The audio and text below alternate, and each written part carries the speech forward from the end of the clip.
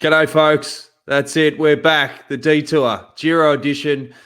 We probably should have promoted this a little bit more, but we like to sort of go with the soft approach in case there is Wi-Fi issues, if his first signs of dementia are creeping in. But we've upped the stakes, Johnny. We've got Scotty McGrory on the panel. We've added a bit of gold to the show. Olympic gold medalist from Sydney 2000. Scooter, how are you travelling, mate?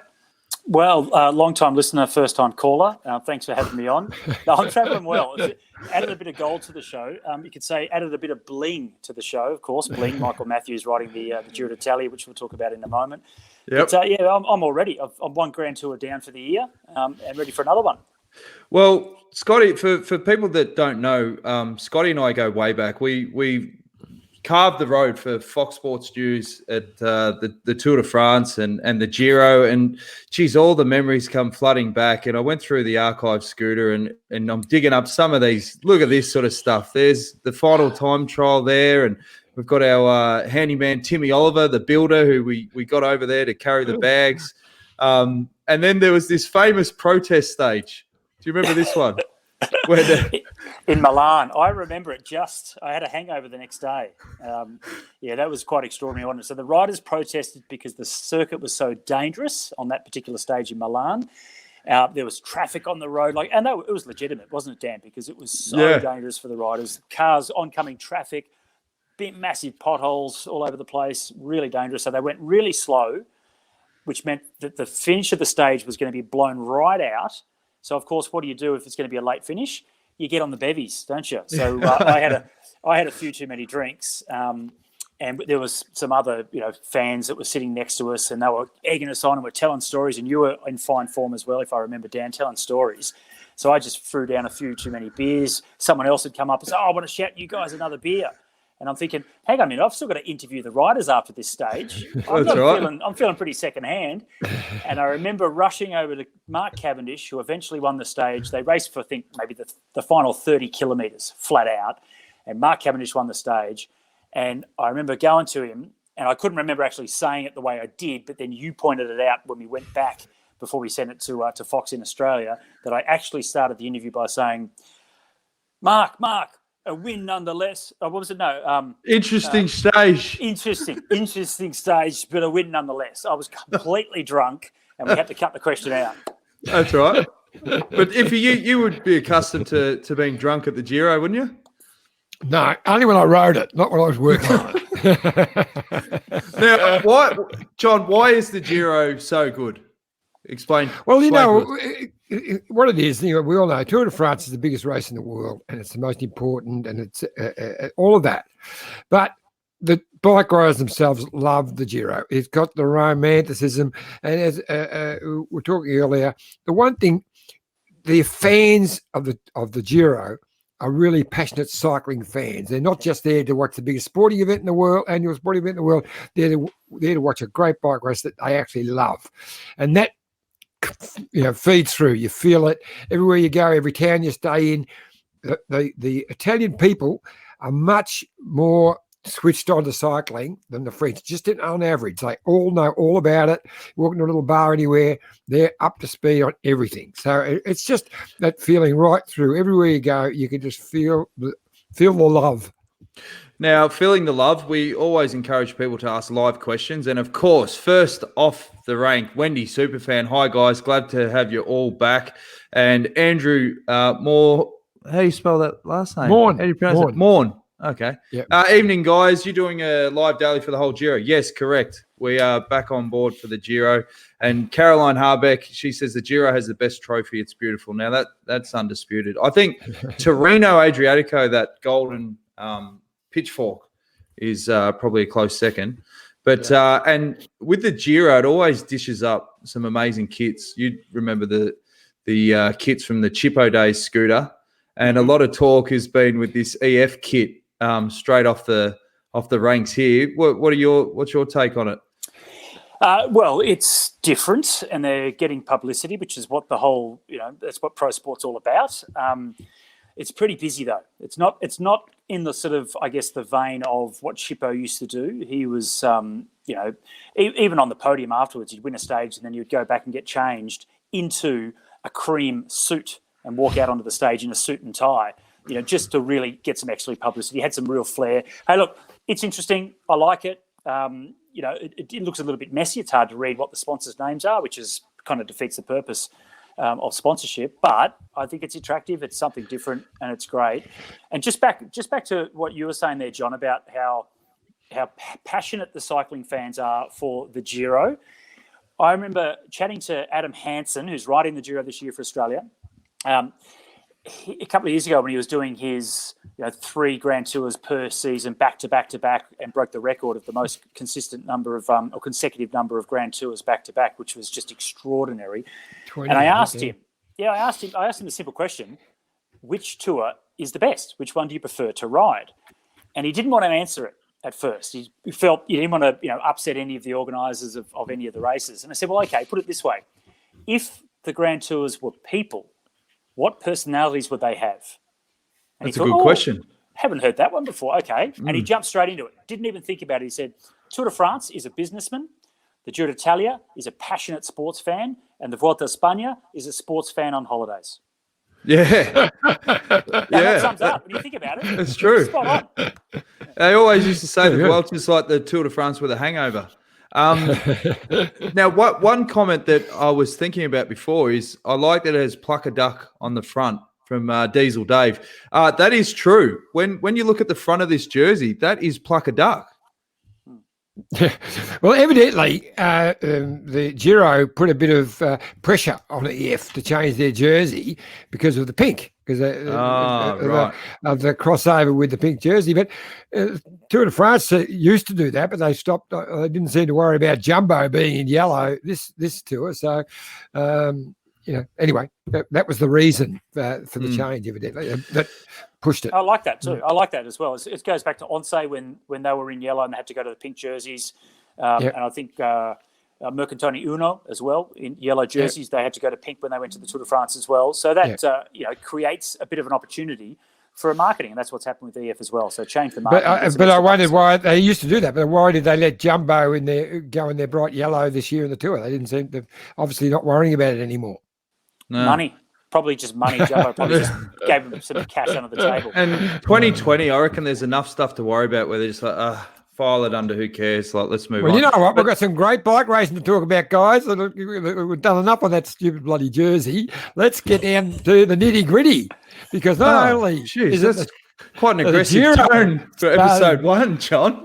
Well, not only is the Giro starting in just a few hours, we've got tomorrow, we've got Liège-Bastogne-Liège, one of the monuments. So interesting time to be actually talking about a spring classic and the Giro, and we're in October.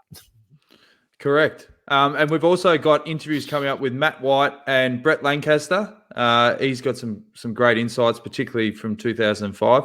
But before we go to Whitey, I suppose looking at the preview, every year the Giro, they love dishing up these filthy courses. I don't understand in modern cycling. I get it's all about pushing the pain barriers and all that. But from an entertainment point of view, Scotty, should they cap the stages at 160K? Like, do we need to do these long 200K leg snappers?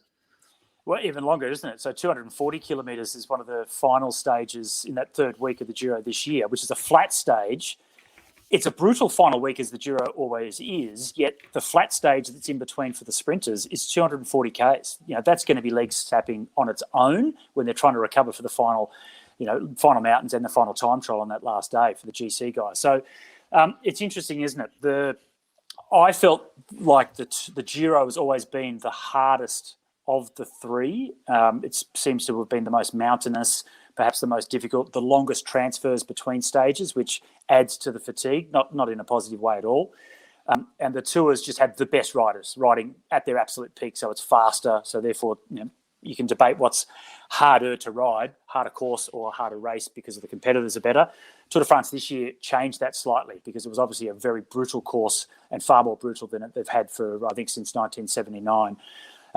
The Giro, it's well known for being difficult. I've always been a little bit opposed to some of these dirt climbs. The Tour had one this year, was interesting, but Richie Porte punctured. That's the danger. It's spectacular to finish on a steep dirt hill, but it could cost someone the race when it shouldn't really. It's not cyclocross. It's not gravel racing. It's road racing. And there are enough steep, sealed roads for them to race up. So I don't quite understand why they throw in the dirt roads. John, before we get your insights, mate, we've got a good insight here. Tim Parker, if he needs to change the Tour de France map behind him. Now, John, mate, get your stuff sorted. There you go. Perfect. What Tour de France map are you talking about? Well, what do you think of those longer stages? I was a bit worried about the one in the middle, but it's gone now. Look, yeah, I just don't. I don't believe they should be capped at 160. I don't mind sneaking, a couple of stages over 200 over the whole period. And the Tour de France got it right this year. Fantastic.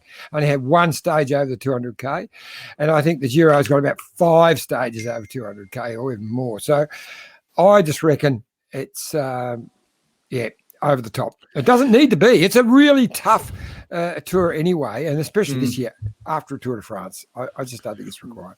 Well, after you have to. Sport cycling is such about tradition as well, and the tradition has been long stages, and they keep getting shorter and shorter and shorter. So you need to find that balance between the tradition of the sport, which often has super long stages, but just where the sport is going as well. And in a season like this, which is so condensed, obviously very difficult to change stages once they've already been planned for the year, regardless of COVID. But yeah, it's trying to find that balance, isn't it, between modern cycling, having it a bit shorter, a bit more spectacular, and still having the tradition of fatigue that comes with those brutally long stages back to back. That's the way Grand Tours are. Everyone fatigues, and who's the strongest at the end comes away as the winner. We saw that at the Tour. We all thought Roglic was going to win, but no, this young kid was able to come through at the very end with that little bit of extra form. Had every stage been slightly shorter, Roglic may have still held on. So you've got to find that balance. And as for John and I, we're both race directors for events. We have to plan and organise stages around what our race needs, whether it's tourism or terrain for the racing. And that's a balance that you have to really try and think about all the time. So look forward to the 250k Sun Tour Queen stage finishing up Arthur's Seat up on dirt. 280. One thing, Scotty, we're known for on this show is tipping winners. Now, they're already firing in. Who are your tips for the Maglia Rosa? Now, let's have a look. I've dialed it up this year, mate, thanks to my mate Diesel Dave, and he's given us a bit of an odds board. This is who the punters think will win this year's Giro. Obviously, we've got Geraint Thomas on top. He's actually quite short. You've got Yatesy, Fool's Gang, Kreiswick. Let's start off with Geraint. Does he justify that short price, do you think? Start with you, Iffy. Yeah, I think he does, because I think Simon Yates can win, but the challenge for him is the 3 time trials. So there's a fair bit of time trialing in it, and Geraint Thomas is one of the best in the world. I think those odds are pretty fair. If I was going to look at it and say who I think Kruzovic is probably a good odds there. They reckon his form is very good. I don't think Nibali can win. Oh, so careful. No, never ride him off. No. He's gone. He's done used by date. Well, as far as winning, he'll go good in the last week. But Flusland, I like. My pick is Yatesy. I'm going to go with Yatesy. I think he's going to get enough. The really steep mountains, he'll get enough time to withstand the final rush. But tonight is really important for him, because this downhill, almost all downhill, 15K, he could lose a good whack of time. Thomas could take 40, 45 seconds out of him in this. He doesn't want that to happen. So you'll have to pull something out tonight. Who are you tipping, Scotty? Look, I think, Geraint certainly is the favourite. He won the Tour de France 2 years ago, second last year, and I think he would have won the Tour last year had that landslide not happened. The tactics of that day, everyone seems to forget. They sent Bernal up the road. He had to go over the climb, down the other side, through the valley to the base of the final climb, with everyone chasing, with Geraint sitting on, so Geraint could just go whack on that final climb.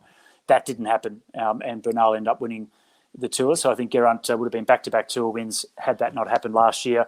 So he has to be the favourite coming in. Obviously, the form early in the season for him has been a little bit up and down, but he seems like he's in pretty good shape. He wasn't too bad at the Worlds last week, good in the time trial. If there was someone that I thought outside of, a Mitchelton-Scott rider, like, Yates that I was hoping to come away maybe with the win, it would be Stefan Kruijswijk. If you go back a couple of years and think about how well he was riding at the Giro, and he crashed going over the top of one of the climbs just on the first or second corner in the snow. 2016, yeah. 2016, Yeah. So nasty. That took him out when he was on good form. He injured earlier this year as well, so he's coming back from that. And he was on the podium at the Tour de France last year. So I've got a bit of a soft spot for Stefan Kruijswijk because I think he's tough as nails and he's had some bad luck in the past. So we'll have to see how he goes. Nibali, you're probably right, John. I think the lead-up form that Nibali has shown, you don't want to ride off someone that's won the Giro twice before and all 3 Grand Tours, but he just doesn't seem to be the Nibs of old. So we'll wait and see, but I just don't think he's going to have it right at the pointy end. I think he is the Nibs of old, the old Nibs. All right. Well, as we mentioned, we caught up with Matt White a little bit earlier. He's the first of 3 parts of that interview earlier today. So we have Matthew White, DS of Mitchelton-Scott. I think everyone knows you, mate, who listens to our show because you're on every day for the last 3 weeks on the Tour de France. But here we are in sunny Sicily. I know that I was flying over with my mate to join you guys in Budapest, where the Giro was supposed to start.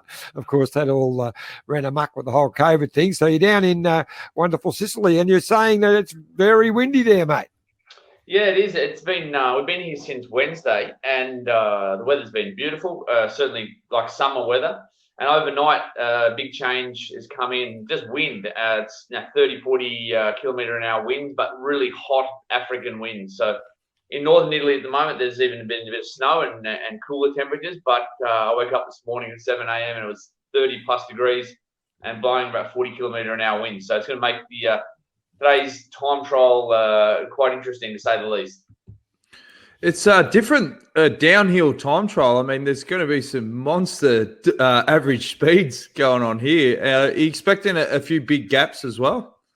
Yeah, I think there'll be some decent gaps. I've never seen a time trial like this in the last 25 years. So it's 1 kilometre uphill and then basically downhill for another 14 kilometres. The first part is very, very straight descent, which the guys will be going, I don't know, maybe 90 kilometres an hour. Then to two S-bends or two 180-degree turns. And then you continue down into the city of Palermo. And the rest of the course is all through the city. And then you've got a couple of rights and lefts in the city. But the average speed, I would think, would be 60 kilometres an hour plus. It's one for the record books, that's for sure. So this would be I was going to say this would be a big challenge for you've got Simon Yates, who we all believe is one of the red hot favourites and a big chance to win this Giro. But this stage, normally you wouldn't even worry about it, you know. But at the time, especially on someone like Geraint Thomas, he could really lose 30 seconds or something, couldn't he? Yeah, we're going to lose time today, that for sure. He could lose up to someone like Ghana, might lose a minute. But I think as we get away with 30 second loss today, I think that'll be a successful day on Geraint. And then I think as far as the other time trial guys go, Fuglsang could be slightly better. Kruijswijk could be slightly better, but we should take a slight bit of time on maybe on Nibali and a couple of the others, Maker. We know we're going to lose time over the 3 time trials, but we've got 3,500 k and 40,000 meters of climbing over the next 3 weeks. So it's one day at a time, but today is certainly about limiting our losses. Now, there was a few people saying, there's no Aussies in your squad for the Tour de France, but geez, you made up for it at the Giro. You've got 5 with mostly H's: Hepburn, Hamilton, Housen, Haig, and Cam Meyer. How are the Aussie boys travelling? Yeah, really good, really good. And the other statistic here as well is besides Italy, there is the second most represented nation at the Giro is Australian. There's 18 Australians here, and that's a record. And we've got 5 of them, like we said. It's a great group, and a lot of these boys have been here before with me in the Giro. And the only one who in our team who hasn't been to the Giro is our Italian, Edoardo Affini, and he's obviously very excited to compete in his first Grand Tour with a potential winner. And we're really looking forward to getting this race underway this afternoon. What's the tucker been like, mate? Let's get to the important stuff. Obviously, the Giro, best for the food. You get your passionate hotel owners. You know, they come around and fill you up until you barf. What's the pasta been like? Yeah, look, I've had more pasta since I arrived on Wednesday than I have all year. That's lunch and dinner. We had some great Sicilian cannolis for dessert the other night. Ooh. And Sicilian wine, it's not talked about too much, but if you like a big hearty red, you can't go too far wrong with the Sicilian red either. That was part one of our chat with Whitey. I can tell you get raged out when I just keep asking these irrelevant, stupid questions about food that you're wanting to go in about the race stuff. I wanted to add a little bit before, because when you showed that photo of the protest day with you and Scotty standing there, I noticed this one. Yeah, you look like you'd given it a good nudge over the couple of days there, mate. Oh, jeez. That's the pot calling the kettle black. All right, here's part two. What about those palms and wheels? Are they banned those in the COVID environment, or? They have.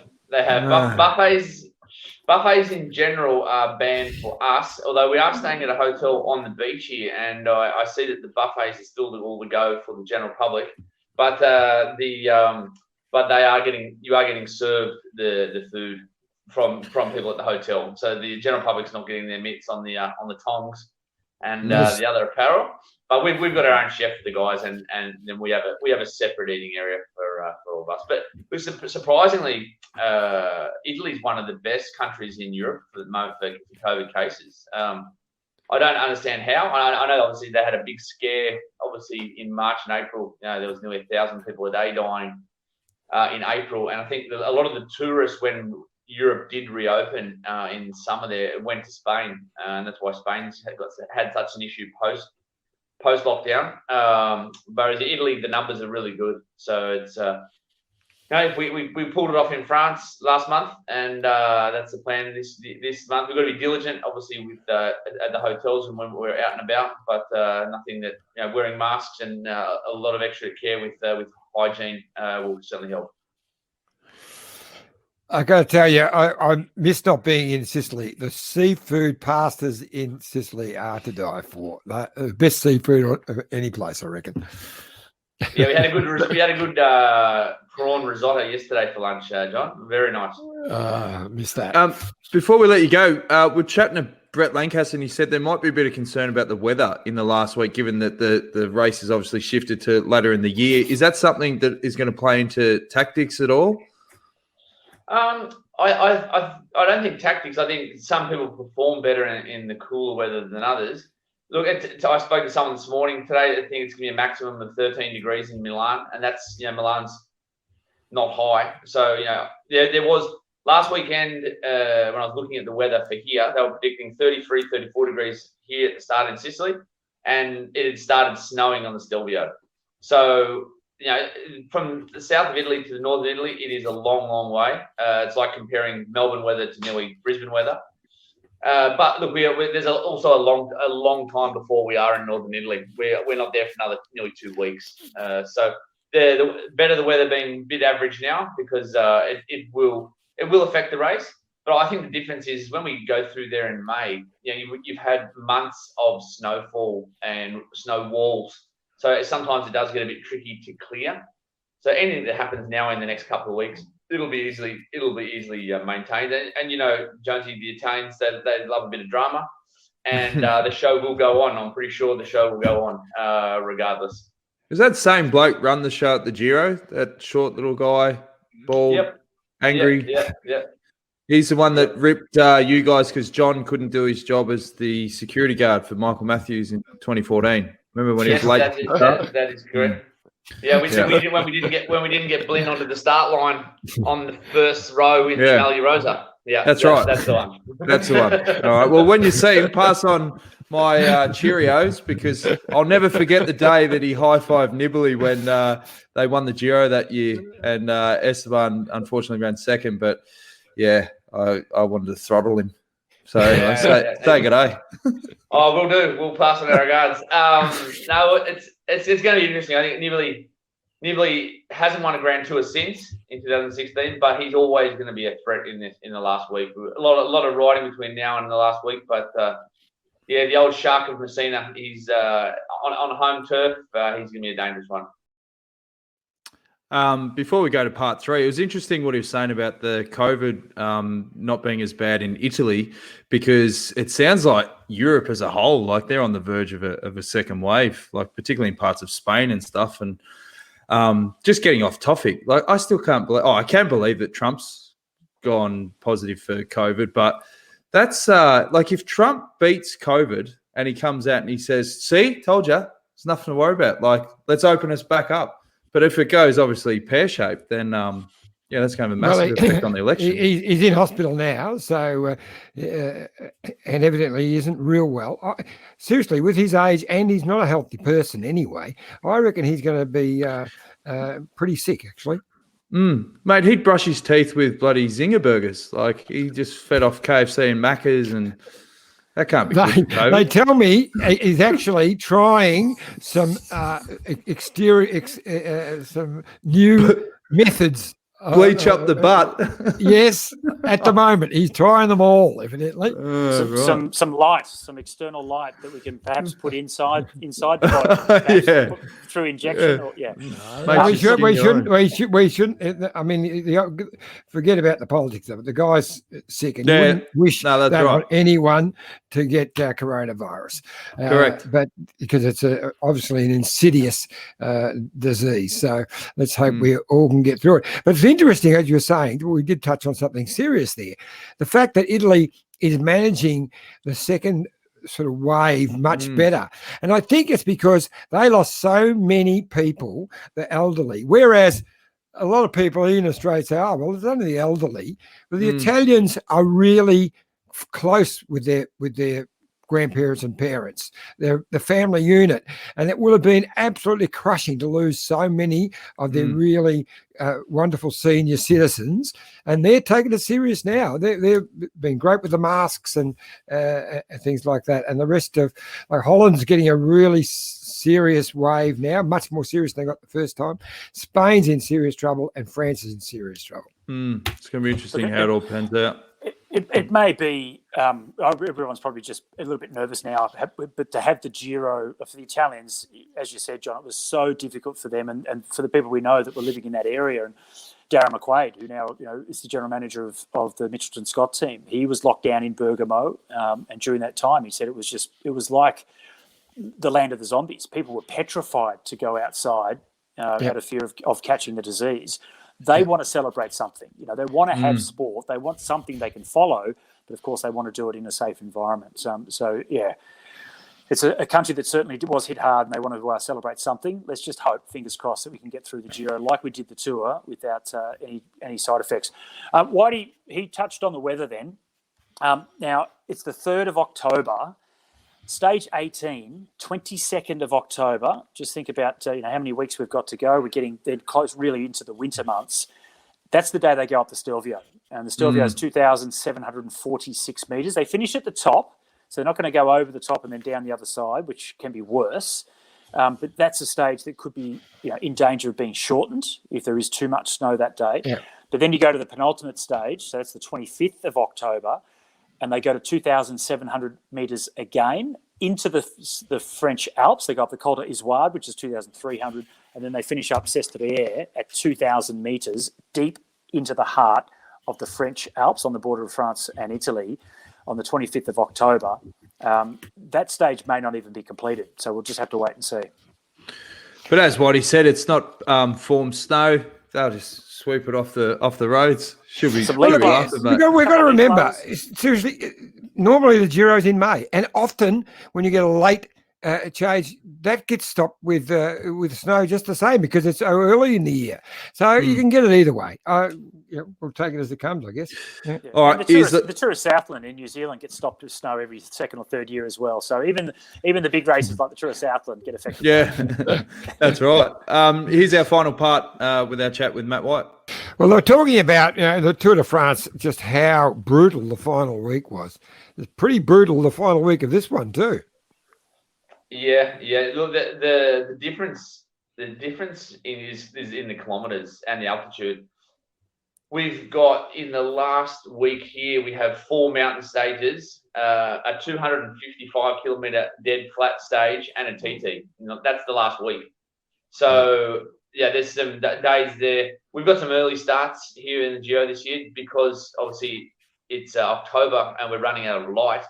So I think there's some. I looked at the program. There's some mornings there where we'll be leaving the hotel at 7:30, 7:45 in the morning, and not expected back at the hotel till 8:30 at night. So the Giro's a special race, and you've certainly got to be able to switch on and off because there's some pretty long days for riders and staff. And the kilometres, the differences between the Giro and the Tour is the length of the stages. I think there's eight or 9 stages over 200 kilometres here, where there was only 1 at the Tour de France. And a 225 kilometre stage in the mountains, that's you're staring down the barrel of 6 to 6.5 hours. And then I don't know the longest stage in the Tour, but it was nowhere near that.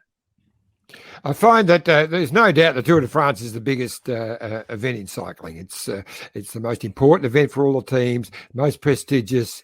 To win a stage in the Tour de France is the highlight of many people's careers. But bike riders en masse seem to love the Giro. It's more romantic. There is more of a passion for the event by the riders themselves. That's still the case? For sure, Johnny. I think the Tour de France is our global event where everyone in the world knows about the Tour, whereas the Giro, it's obviously very, very prestigious in the world of cycling. It's definitely getting more global recognition, and it's a different fan base because I think the Tour, in this traditional window of July, there's a lot of people on holidays in France, and people come to see the spectacle, and they're not necessarily fans of cycling. They're close. They want to see the world's biggest sporting event pass them. Whereas the fans in the Giro, they're a little bit more passionate, and they're more cycling fans. The Italians obviously are very proud of their event, but the fans who come and watch they're real cycling nuts, and it is a different feel.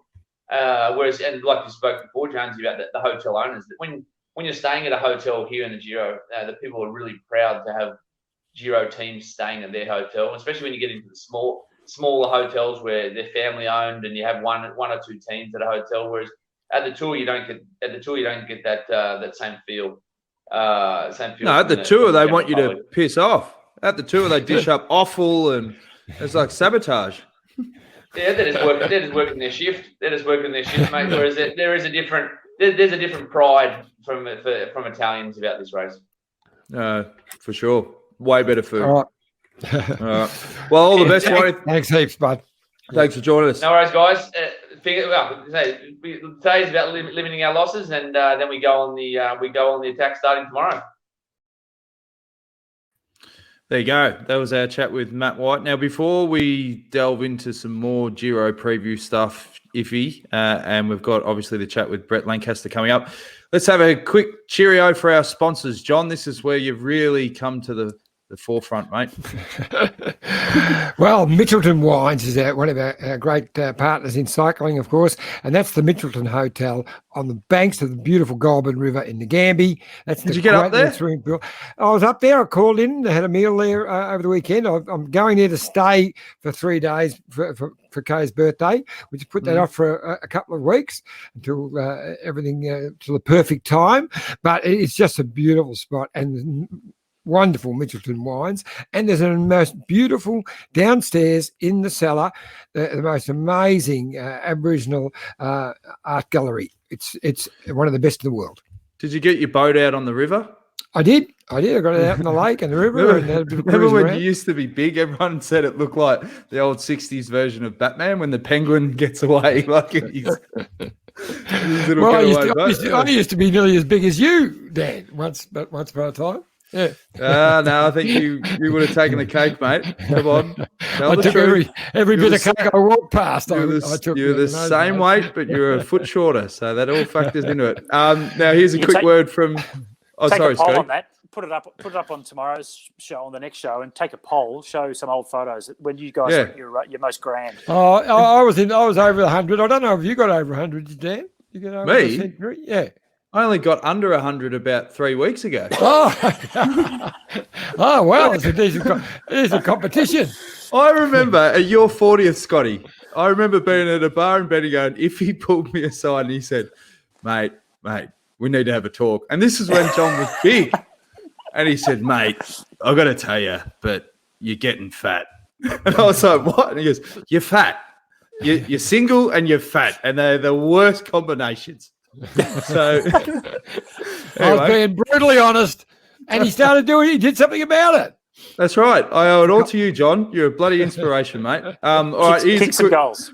Here's a quick word from our great mates at Bike Exchange. Look at this bike. You think it's just a bike, right? But it's not. It's a bike. 374 people are looking at. This guy, this girl, them, all looking at it. People from here, there, and wherever this is. People that are looking for a bike. Or just a piece of it. Amateurs, semi-amateurs, and pro-amateurs. This guy wants this bike, but with this crank and these bars. This could be the perfect match. But not this one. This girl has a bike to sell, and thousands of people might purchase it. Eyes on Bikes help grow small businesses. His, hers, yours, and the latest data and insights help those businesses keep moving. We are the world's #1 bike marketplace, with over 500,000 products and 900 brands, where buyers and sellers are brought together in a place where a bike is never just a bike. Bike Exchange, where the world buys, sells, learns, and rides. I love that ad. Over 500,000 products. Great ad, great company. If you need a bike, you know where to go. Bike Exchange, where the world rides. Now, keep firing in your questions and comments. Old Strawny, he says, Dan, do you think they created the prologue of the Giro with an eye on you taking the start? The stage appears to be all about momentum. Now, talking about weight, John, if you were 100 kegs, you'd be half a sniff, wouldn't you? Exactly, mate. Exactly. I remember when the Giro I rode, I was about 6 kg overweight when it started, and I think I was about 3 kg under my best weight when it finished. So there you go. It's a good weight. Scooter, if you were selected with the Mape squad back in the day to start a Giro like that, would you almost carb load and just add on a bit extra beef just solely looking at the time trial? No, you still want to go in as lean as you possibly can. But I was still fairly heavy. I was low 70s at my peak. This would have been a stage, and I'm not a time trial, I never was, but this would be one that I'd have a crack at for sure. It is interesting, isn't it? Because Ghana will be the favourite, the world time trial champion, no doubt, in Italy, an Italian, in the rainbow jersey, stage 1, with the favourite to take the Maglia Rosa as the winner of the stage. So it's a dream for him to have a time trial like this. But it sort of unsettles the overall classification riders, doesn't it? Because Geraint Thomas, he will also be very much in the mix for this time trial. And then for someone like Simon Yates, he knows he's going to lose time. And you've got to have a good head on your shoulders going in, knowing you're going to be starting from behind, right from stage 1. But look, stage 3, they've got Mount Etna, so everything's going to change after 3 days anyway. Yeah, that carbo loading wouldn't last very long if you got Mount Etna on stage 3. But I reckon Ghana will win. I don't think anyone will get within 20 seconds of him in this. Well, Rowan Dennis will obviously have a crack, but Ghana's the man on form, isn't he? Yep. Well, here's the odds for stage 1. We might as well do our picks now. We usually save it to the end, but because we're in the zone, we'll mix it up. Ghana, $1.40.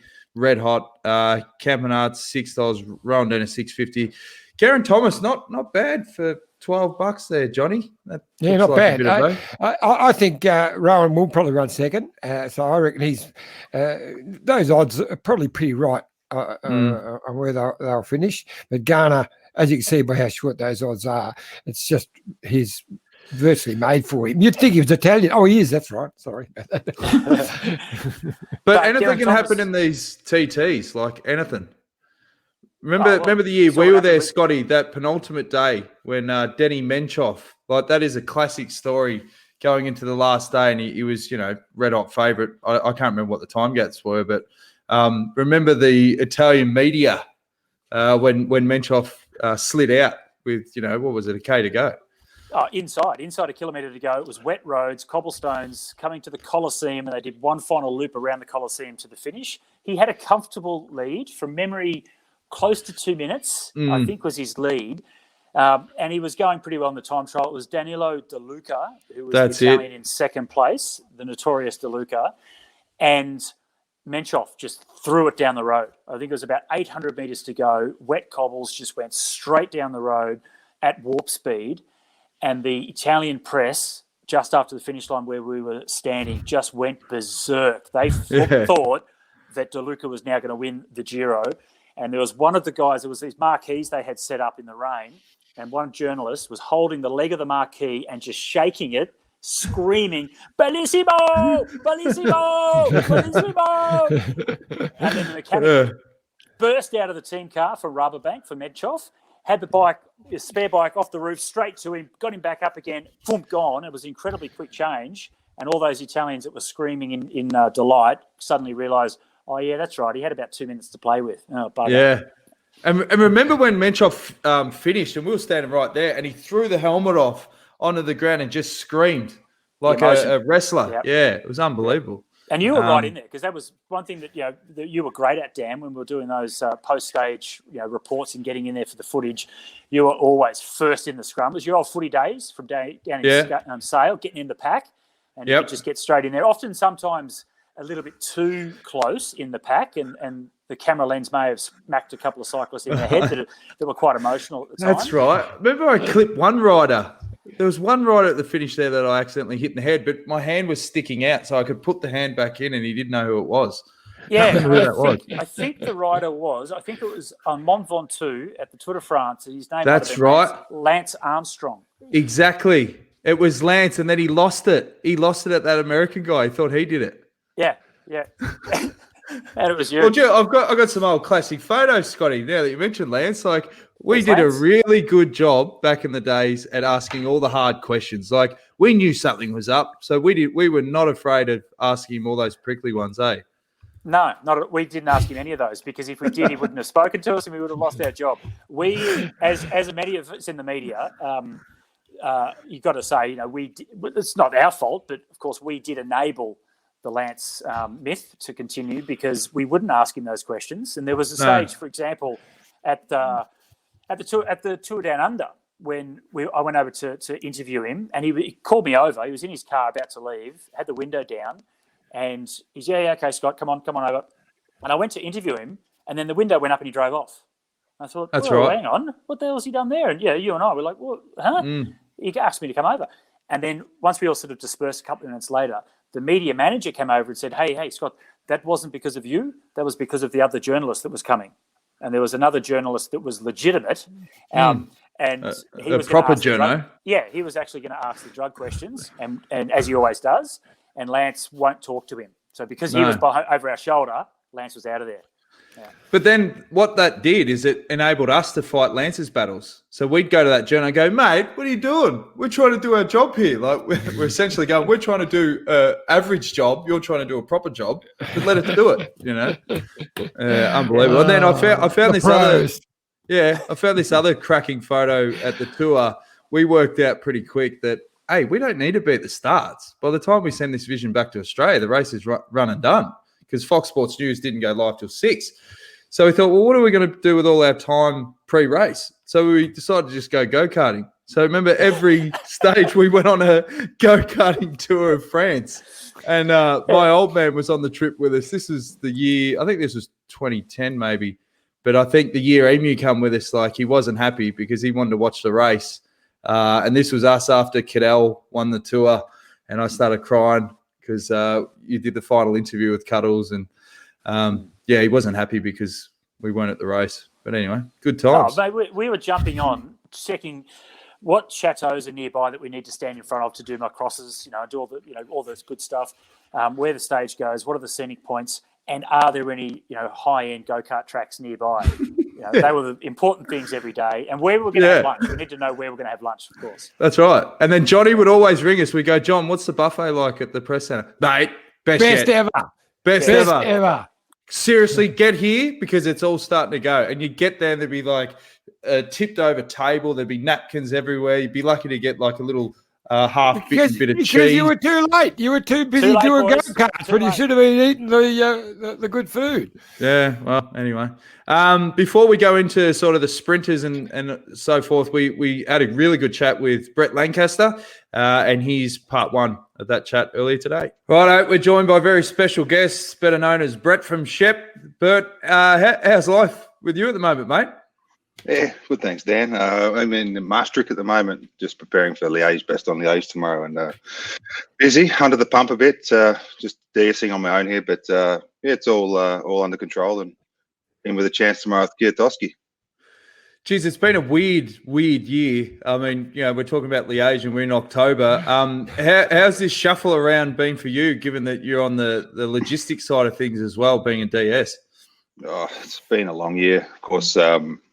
You know, we've been under the pump also in lockdown preparing for this block. You know, Dave keeps us busy. So it's been a long year. Can't wait till it's all over, to be fair. Now, Bert, I'll jump in here because, you know, Dan, because he's mates of yours, he just introduces you, Brett from Shep, you know, all of that. But you are director sportif with the biggest team in the world, Ineos Grenadiers.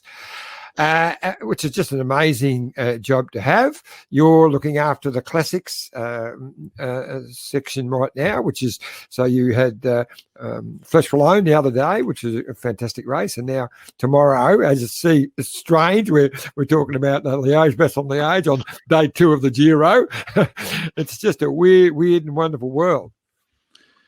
Yeah, well, we've got the right weather for it tomorrow. Actually, it's 25, 30 km/h winds from the south and light drizzle, wind chill of 5. So it's going to be interesting. It's real classics weather, I guess. But yeah, we've got the Giro on. Also, you know, the Vuelta starting soon.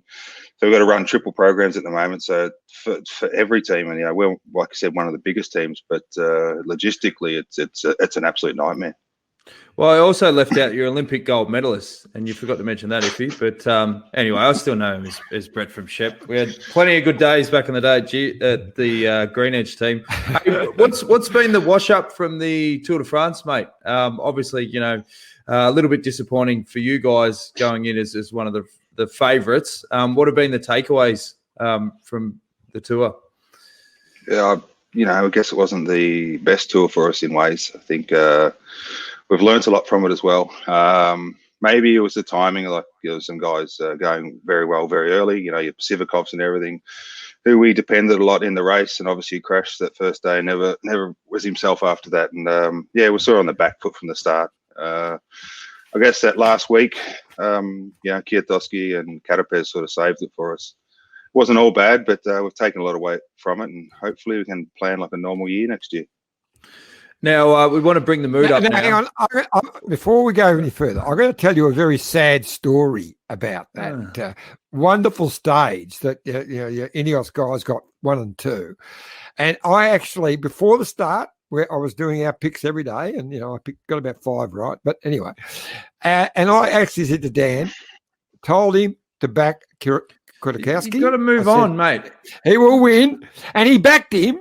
We were going to win $900, and he chickened out halfway through the bet and cancelled the bet halfway through the stage. No. Now, what sort of guy does that? Hey, Robbie McEwen said in the stage, Kwiatkowski switches off, his job's done, so I blame McEwen. John, you need to let that go, okay? You need to stop bringing that up. I regret it. I blame McEwen. You know the story. Like, mate, it's done. We'll make plenty more money back on this Giro. It was an expensive stage win for them, though, wasn't it? First and second, I think between the two of them was like €4 million they were getting paid. And that was all they got out of the tour. And it cost them €4 million to get that stage, first and second. Yeah, and that, I mean, you look at the fuel that they've got to win this year's Giro. That's why Geraint Thomas is the red-hot favourite as well. Here's part 2 with our chat with Brett, and he recaps on a pretty special edition from 2005. But I want to bring the mood up, mate. The Giro's about to start. You've obviously got fond memories. Now, we've got a segment that we call the Detour DeLorean, where we flash back to the old great memories from years past, and here's their little sting. Roads? Where we're going, we don't need roads.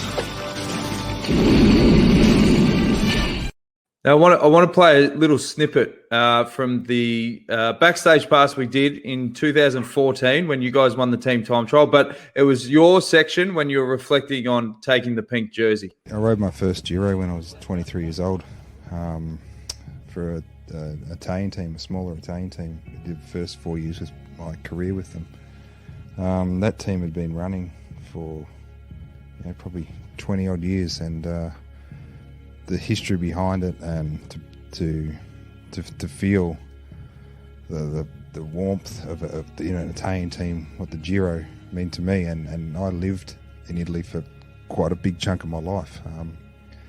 So that was 2003. I broke through and won a pink jersey in the really short prologue down in Reggio Calabria, 2005, and that was one of the biggest highlights in my career. It was only a short stage, but the passion and everything in the team hotel when I got back, and like I said, this team had been running for 25 years, and they'd never had a pink jersey in their team, and I was the first to do it for them. An Aussie guy, young Aussie guy in their Italian team, and those memories I'll never forget, and I still see the managers to this day, and their smile on their face when I see them at the Giro. They still thank me for that.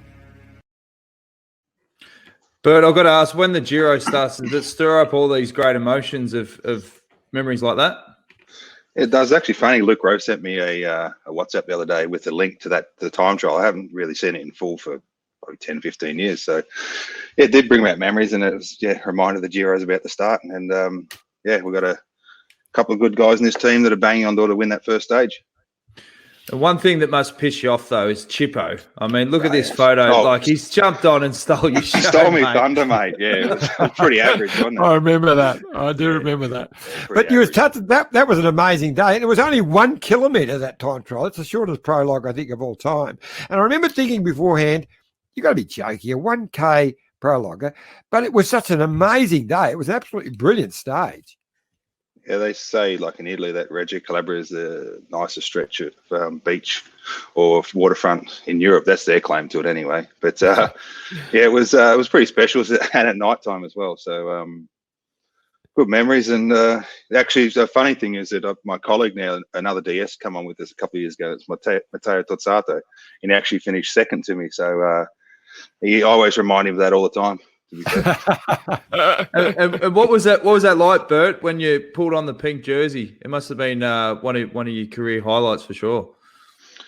Yeah, I know it was a strange stage. It was 1.1K, but it was. Yeah, I never forget that. Got the jersey at the old man's house back at Shepparton, hang up on the wall. He looks at it every day. I think he's pretty proud of that. So eventually, when I move back to Australia, I'll hang it on my wall too.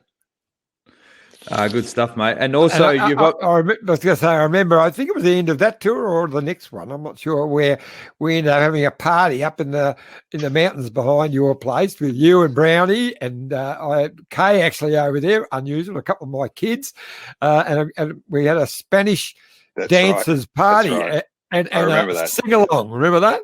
Yeah, that was a pretty nice night, actually, in the valley just up above Pistoia. Yeah, it was fantastic.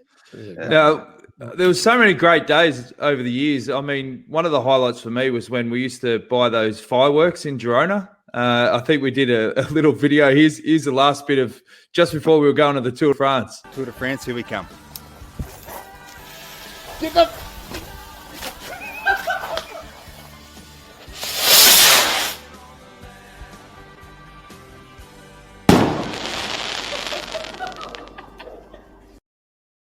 Mate, that was awesome. Those were the days, mate. Actually, just that wasn't too long ago. I had my son in the park across the road doing the same thing. Nothing's really changed. Do you make it back in time for the Fire Festival this year in G-Town? I don't think it'll be on this year, to be fair, mate. Everything's been cancelled, unfortunately. The Flower Festival, etc. So yeah, right. It's groups of 5. You can only down to 5 or 6 people we can meet now. So they're pretty tight with restrictions. But at least we can get out, and kids are at school, which is the main thing. Before we get to the part 3, they were great times. Like Spain in general, it was awesome living there because they have rules to a certain point, and then they get to the tipping point. And they just say, "You'll be right. You'll sort itself out."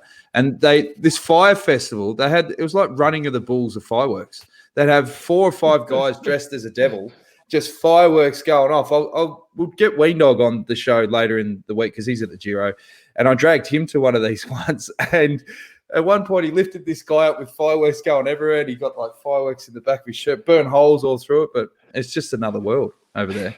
And Brett was awesome. Like, he was always into, like, because growing up in the country, you know, he was always up for sort of mischief or, you know, going out and always dropping a rod and fishing, and just loved it, old Bert. But yeah, he's the last part of our chat with Brett Lancaster. And the talking I saw, they might even have to cancel Paris-Roubaix. Has there been any updates with how some of the classics are going to be affected?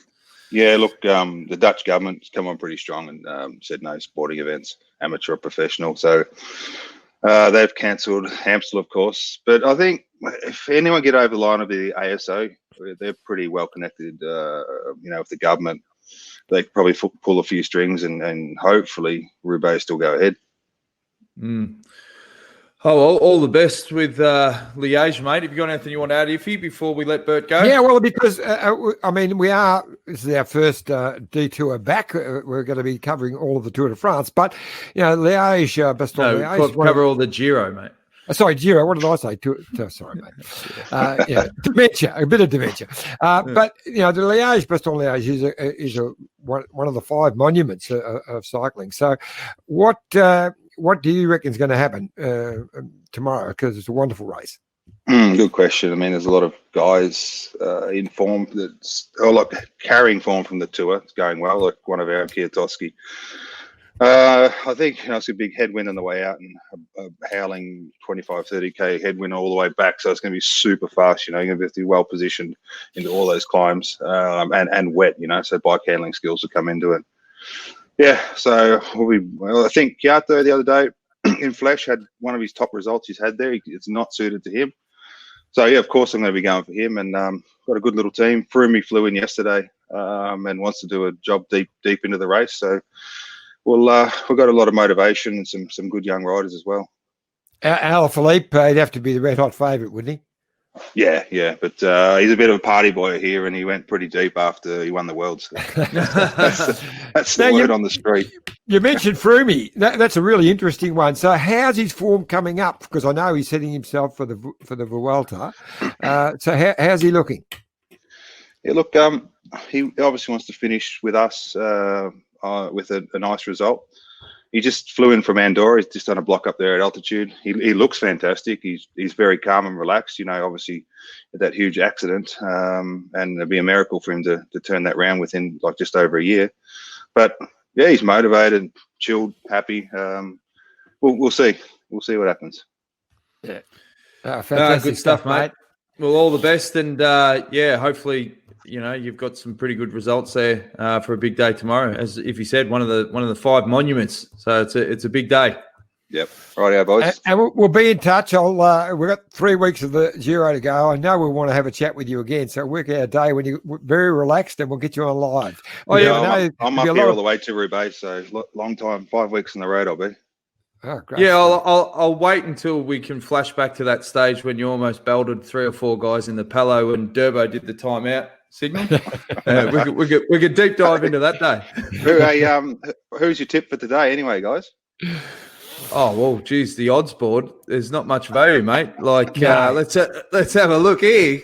Ghana, $1.40. Yeah, and I can't see. There's something. It's downhill, you know, 15K. I mean, I can't see anyone beating him actually.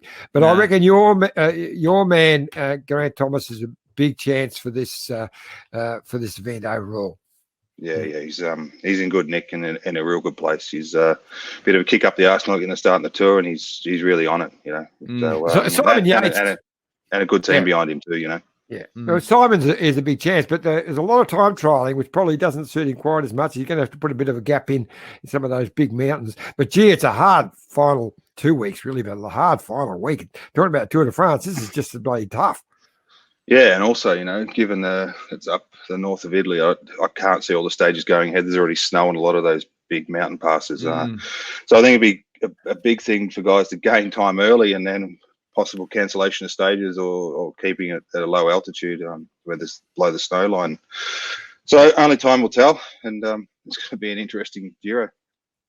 For sure. Oh, well, we'll check in again with you soon, Bert. Thanks for joining us on the detour, mate, and all the best tomorrow. See you, fellas. Thanks, bud. See you, mate. Brett Lancaster, absolute legend. Now, keep any comments rolling in. Jason from the Maldives, the Giro, as a fan, offers much greater access and food. Not going to argue there. Wendy, superfan. Hi, Brett. Sorry, Wendy, that wasn't a live interview, but we'll definitely pass that on. And Michael Albacini, we're on LinkedIn now, boys. He says, hey, Jonesy, how are you? Yeah, good, Alba. How are you going, mate? Great ride again at Flesh the other day. I think he's done Flesh 17 times or something. Absolute legend, old Alba. Now, boys, sprinters. You've got Gaviria, Demar, Sagan, Viviani, Bling. Who do you think we're going to be looking out for on the flattest stages? That's an interesting one. I think Viviani will be desperate to turn things around. He hasn't won a race this year, so that is staggering for him and his new team. So I reckon he'll be in the mix. Sagan, don't you worry about Peter Sagan. I will bear my bum if he doesn't win a stage in this Giro. And remembering, we're not going to hold you to that. it's his first ever Giro, Peter Sagan, which is amazing. Is it? Yeah. Scotty, do you reckon Sagan could potentially be like, remember Tor Hushoff when he signed that massive deal and he was really good when he was at Garmin, then he went across the BMC and then he got a slight cases of the CBF. Do you reckon maybe that might be creeping in with Sagan? I think 2020, that's what's happened for Sagan, right? We saw it earlier in the year. So I think he'll be back. Don't worry about him. He's so talented. He is driven.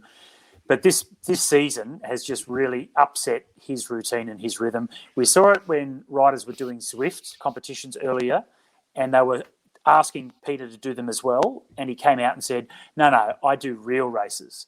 And then eventually he had to turn out and do some Zwift races because his sponsors are saying, well, hang on a minute, we're paying you millions of dollars, buddy. You better give us some publicity this year. So he reluctantly did them. I think he's the sort of guy that really does need a normal season. He's not as motivated as some of these other guys in an upside down year like this. But now he's got the Tour de France in his legs. He's a guy with incredible talent. Could you imagine, like most people would be happy with, even though he didn't win a stage at the Tour, but just the way he rode through that Tour was better than so many of the other riders, and he wasn't at his best. So that kind of conditioning that he got from the Tour will make sure that he does very well in the Giro. He has come to the Giro because they're paying him lots of money. He's had to sacrifice the classics because of that. So I think there's a fair amount of responsibility that he's put on himself to do well in the Giro because they're paying him as a professional, not just his team, but obviously the organisers to have him there. Are the organisers paying him extra to ride the Giro? They are. So they're paying him extra to be there. That's why he's come. And that's why he's gone into the Tour slightly underdone, knowing that he has to do 2 Grand Tours. Yeah. When that deal was done, to be fair, when that deal was done, the Giro was going to be in May. So he was going to do that, probably taper off towards the end, but Tour de France was still the main issue. It's turned around the other way. Look, he wasn't that far bad in the Tour de France. Seriously, the stage he got rubbed out in, if we don't talk about too many ifs, but he gets through that gap without... No, but seriously, he would have won that. He would have beaten Caleb by half a length. He was coming. He still only lost by about 2 inches after running into Van Aert, bumping him out of the way and coming through. He lost it by a smidgen. So he wins that. If, mate, I'm just saying. That's true. He ran second and they rubbed him out. So that cost him the points that he lost the jersey by. And I agree with you. No, he was right in. I did too. And he would have given up the fight. He did not give up the fight for green. Like he could have packed it in when he knew he couldn't win it. He made it a great battle. He made the green jersey really valuable this year by making Bennett race all the way in Paris for it. So it was a wonderful effort from Sagan. Look out for, I think Sagan will be good, but Arnaud Demar, he was a bit stiff, and we understand why he didn't ride the Tour de France. It was all for Thibaut Pinot, his team. Obviously, that worked out well. No, exactly. So that's obviously in hindsight a mistake. When they made the decision before the Tour started, I, for one, thought, you know what, you're talking about a guy that's not the favourite to win the Tour. If he doesn't fire, you've got nothing. And that's exactly what happened with that team. Thibaut didn't fire. They had nothing. Demar was the best sprinter in the couple of weeks leading up to it. Not just super fast, but he won the Tour of Wallonie, which is a hard race. He won the overall. Yeah. He was really stiff to not go to the Tour.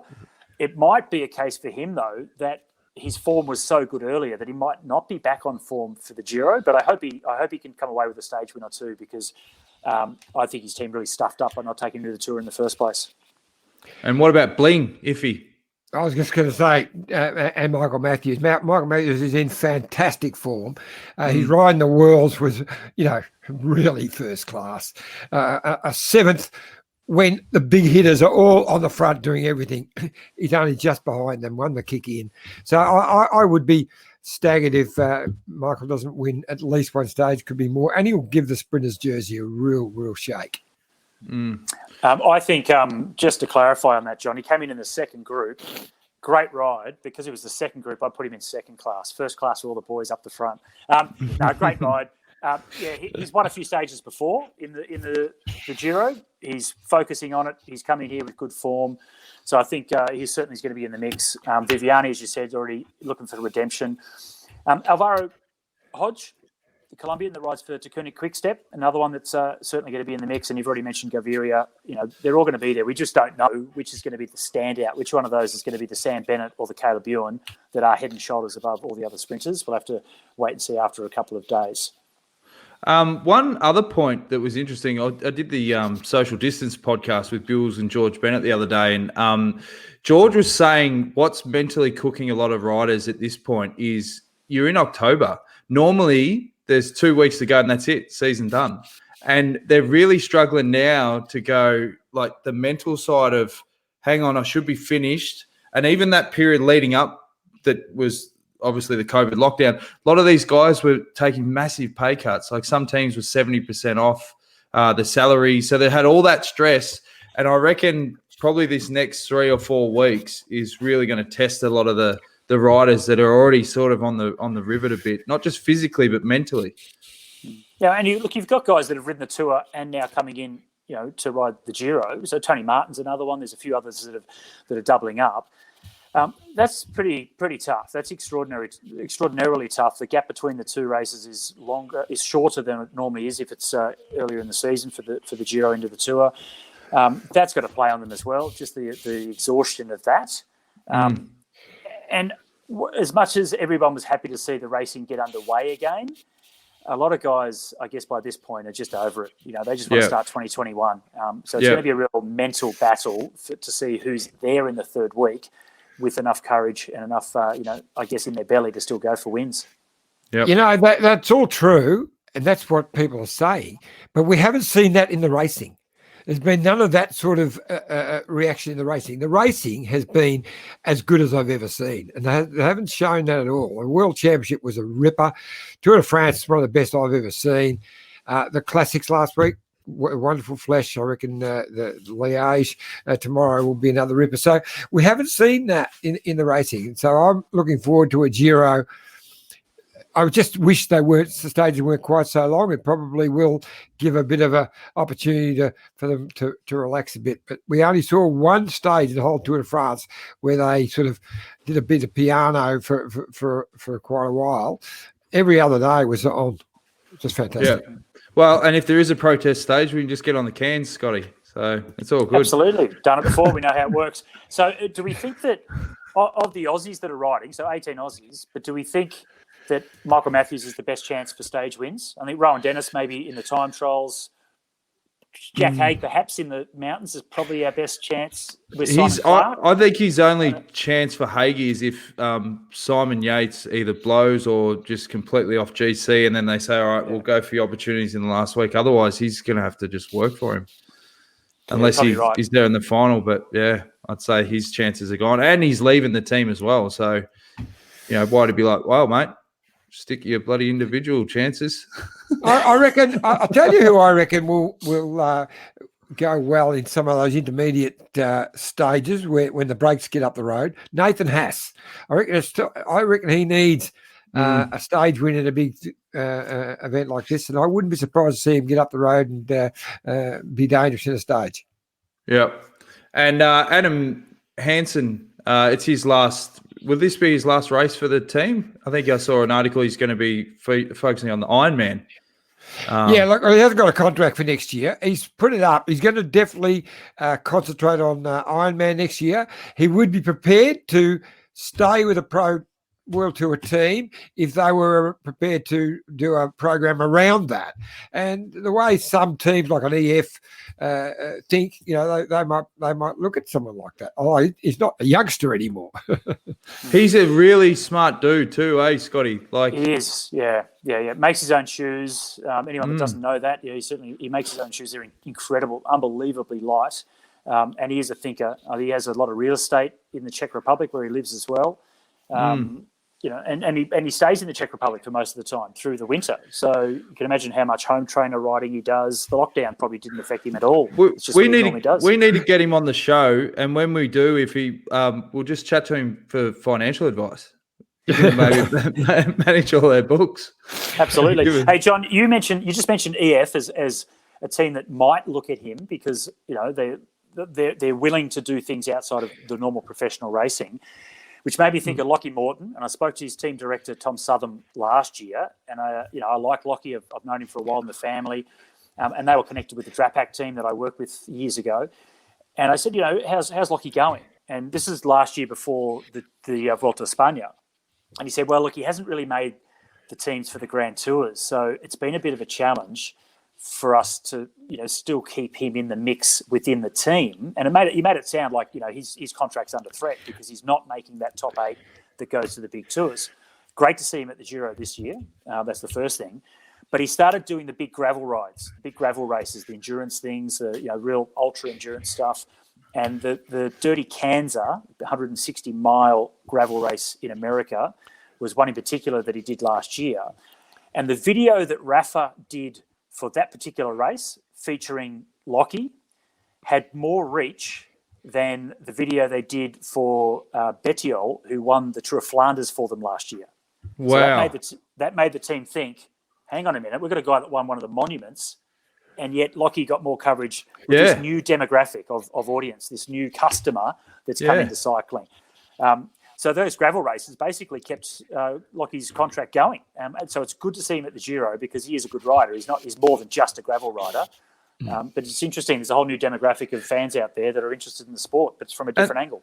And that's what sponsors have got to really think about. You got to think outside the box. Like off topic, like they've announced this NBL team, the Jack Jumpers, right? And a mate of mine goes, "Oh, did you hear about the new team, the Jack Jumpers?" I said, "Mate, it is genius. It's such an average name that everyone's talking about it. Everyone knows about this Tasmanian basketball team, the Jack Jumpers. If they had called themselves the Devils, they'd be like, oh, yeah, it's just another team. Yeah, the Devils. I go for the Jack Jumpers now. Let's go. Let's win the chip." So I think it's good. Hey, Ben Jensen has broken some news. BWS still not stocking Mitchelton. John, you're going to have to express that comment straight to Jerry.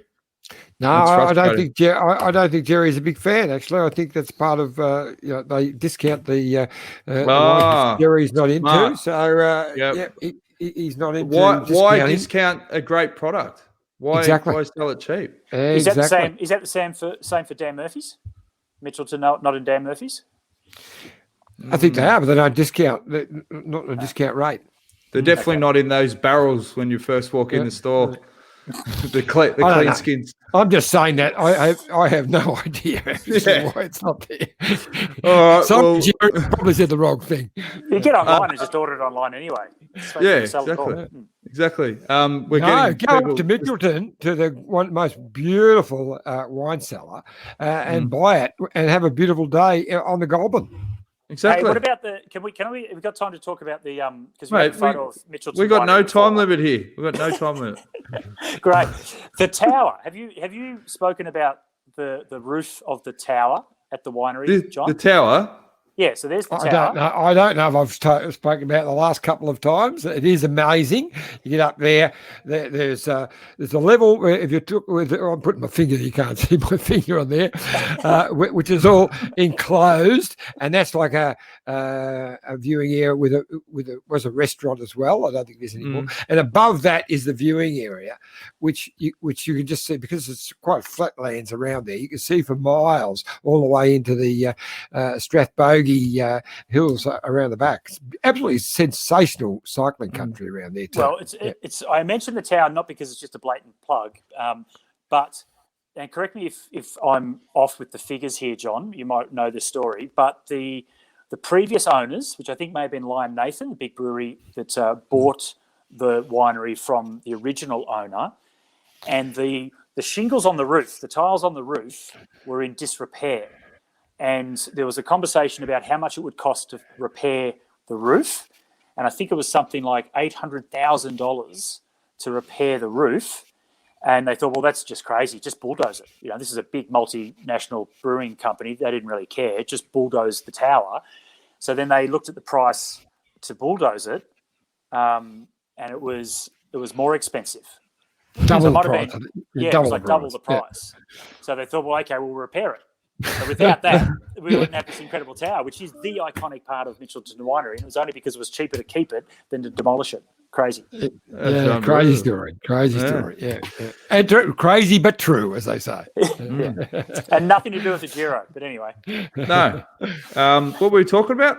I think that pretty much wraps up the Giro preview, lads. Monster show. It was great catching up with Brett and Whitey and Scotty. Thanks for joining the panel, mate. We'd love to have you on as much as you're willing to jump on. So whenever you can, mate. We'd love to have you. Yeah. No pressure. No pressure. The fans want it, but if we get more than 3 people say they want me back on, I'll do it. So 18 Australians in the tour, which is quite incredible off the back of the 2 that we had at the Tour de France. Obviously, the 2 we had, Caleb and Richie, did pretty bloody well. Well, let's quickly run down through them. So we've got Mitchelton-Scott have got 5 with Lucas Hamilton, Jack Haig, Michael Hepburn, Cameron Meyer, Damien Howson. And then Sunweb have got Michael Matthews, Chris Hamilton and Joe Hindley. EF have got Simon Clark, James Whelan, Lockie Morton, James Whelan, who, a pretty good climber, remember in the Tour of Tassie a couple of years ago, can go. EF, we've got that. Rowan Dennis, Miles Scottson, Adam Hansen, Dylan Sunderland, Nathan Haas, Chris Harper, and Ben O'Connor. So, a pretty impressive group. And as Whitey said, the second most after Italy were the number one nation represented country in the Giro. Yes. Yeah, pretty good. We've had 16 Aussies that have won stages. That's not including the team time trials. So individual stages, including Brett's 1.1K time trial from 2005. And it goes right back to obviously, to Michael Wilson, the first stage winner of the Giro for us, 1982. And 3 of Michael Wilson, Phil Anderson, Alan Piper, the first 3 Australians to win stages in the Giro d'Italia, 3 of my absolute heroes growing up as a kid. So great to see those names represented. Man, I should have won one in 81, but they ran me. Right. But anyway. Sound like bloody Baden Cook. Isn't that the 12 cog? If they'd given you a 12, you would have won the stage. But now you have 13. Scotty, we're going to have to lock you in for tomorrow night. Cheryl, yes to having Scott back. Sally, thanks, sir. Let's have Scotty back. And, of course, Wendy Superfan, yes, we want you on the show, Scott. So that's all it. Right. I'm back in tomorrow night. Thanks, and another one. It's just non-stop. Determined 34, Scott Boat as well. Mate, they've gone ballistic. So, well done, mate. I saw Scotty tapping away there. I reckon Scott set one of those himself. But anyway. Those burner accounts. Anyway, thanks for joining the panel. Thanks for tuning in. If you want to get involved, it's facebook.com/Detour Pod. Search for us on YouTube. We're on LinkedIn now. Tell your mates, get behind it, subscribe. And we'll be live every night, 7:30 for the Giro. And if you've got any suggestions, we've got a pretty good Rolodex, Iffy. For contacts and yourself as well, Scotty, for the rest of the Giro. We'll just try and get as many people on the show as we can, and let's have a lot of fun. So good luck for tonight's stage for, obviously, Yatesy. Hopefully he doesn't lose too much time, and it's going to be an absolute cracker of an edition. And go Pies! You had to fit. Sorry, folks. Sorry. We'll see you tomorrow, 7:30. That's go Saints. Hey, Jerry will be very happy the Saints come home. All right, mate.